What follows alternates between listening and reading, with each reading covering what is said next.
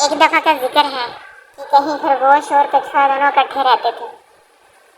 خرگوش روزانہ کچھوے کا مذاق اڑاتا تھا کہ تم بہت لیزی ہو، اس لیے تم کبھی بھی کامیاب نہیں ہو سکتے۔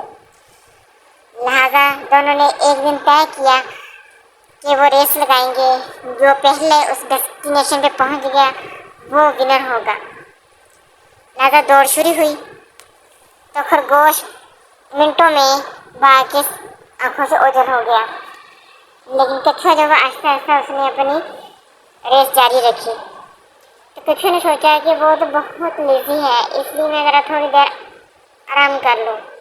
ایک درخت کے نیچے وہ لیٹ گیا اور اس کی آنکھ لگ گئی، لیکن اس کو پتہ بھی نہیں چلا کہ کتنا ٹائم گزر چکا ہے۔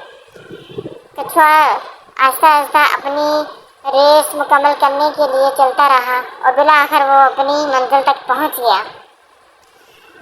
جب خرگوش کی آنکھ کھلی تو وہ اس نے دوڑ لگائی اور اس نے سوچا کہ کچھوا کبھی بہت پیچھے ہوگا، لیکن جیسے ہی وہ وہاں پہ پہنچا تو اس نے دیکھا کہ کچھوا تو پہلے ہی وہاں پہنچ چکا ہے۔ لہٰذا وہ بہت شرمندہ ہوا اور اس نے معذرت کی۔ کچھوے نے کہا کہ میں اپنا آج کا کام کل پہ نہیں چھوڑتا، میں جو آج کام مجھے دیا جاتا ہے وہ میں اس کو کمپلیٹ کرتا ہوں۔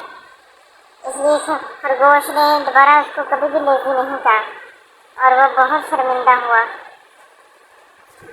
اور یہ کہانی ہمیں سبق دیتی ہے کہ ہم کسی کو بھی حقیر نہ جانیں